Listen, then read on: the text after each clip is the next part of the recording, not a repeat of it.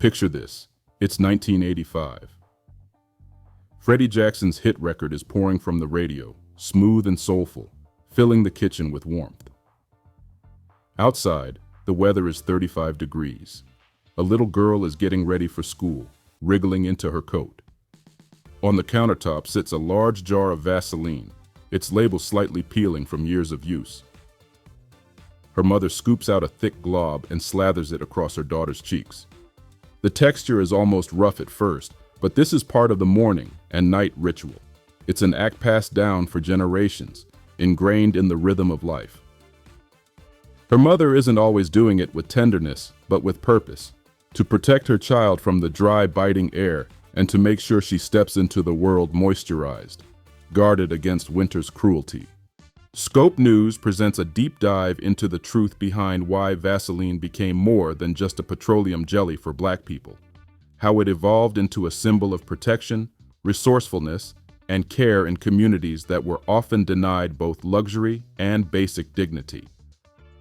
On many bathroom shelves in Black households, a tub of Vaseline has sat for decades, its lid scratched from years of use, its label changing only slightly over time.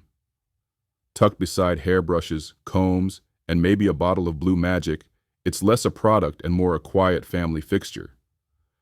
The story goes all the way back to the late 1800s, when Robert Chesebro, a white chemist from Brooklyn, patented petroleum jelly in 1872 and called it Vaseline.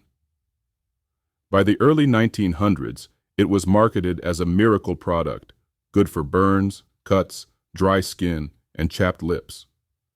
But in Black communities, it took on a different kind of life.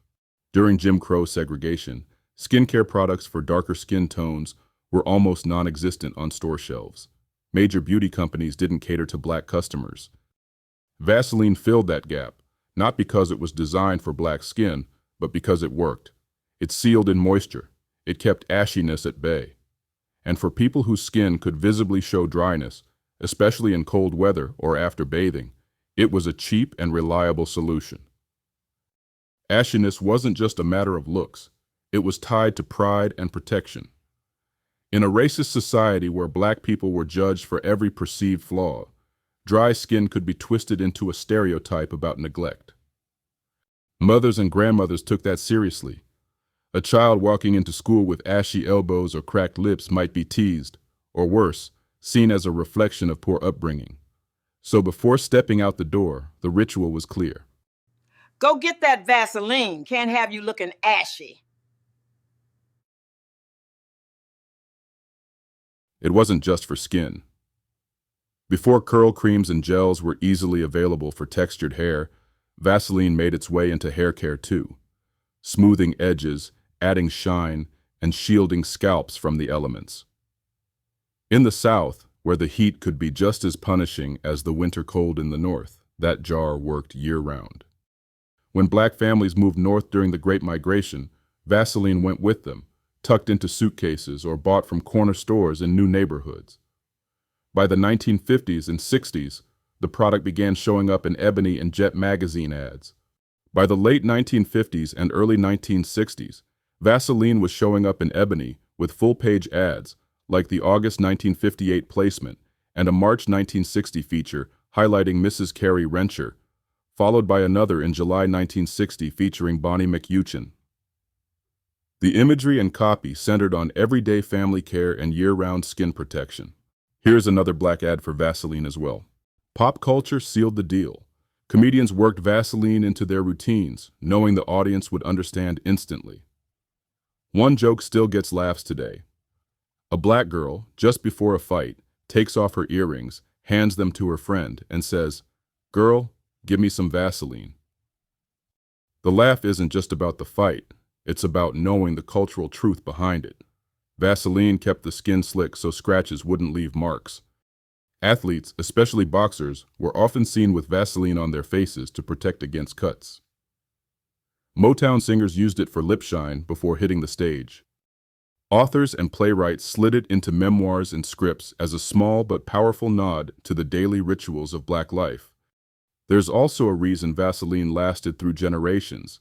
It's about making the most of what you have. Enslaved Africans once used animal fats, oils, and herbs to care for skin and hair, not because they had choices, but because they had to. That same resourcefulness carried forward. Vaseline didn't need to tell black consumers it was for them. They claimed it for themselves. Then came the shift. In more recent years, skincare influencers and clean beauty marketing have tried to paint Vaseline as outdated, even harmful. Claims that it clogs pores or causes acne started circulating, making some younger consumers turn away. But dermatologists have long said Vaseline is non-comedogenic. It doesn't clog pores at all. In black households, the skepticism toward these new narratives is strong. As the saying goes, black don't crack.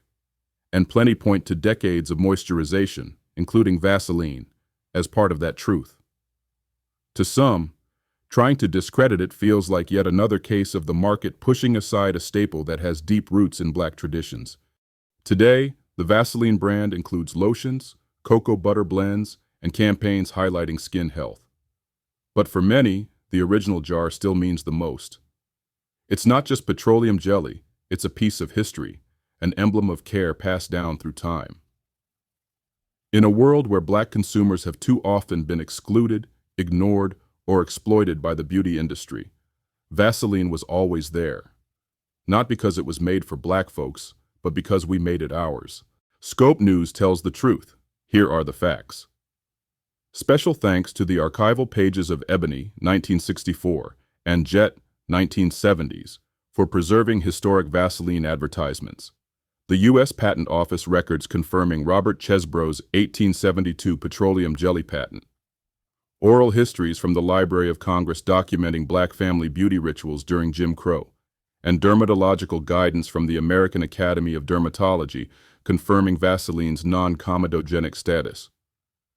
Cultural references were drawn from black comedy performances archived at the Smithsonian's National Museum of African American History and Culture, as well as interviews from the History Makers Project highlighting Great Migration beauty habits. Legal disclaimer. This report is for educational, informational, and entertainment purposes. Scope News makes every effort to ensure accuracy based on historical records, documented interviews, and reliable sources. However, some details may reflect cultural memory and community tradition that do not have formal archival verification. Viewer discretion is advised. Thank you for watching Scope News. Please consider subscribing.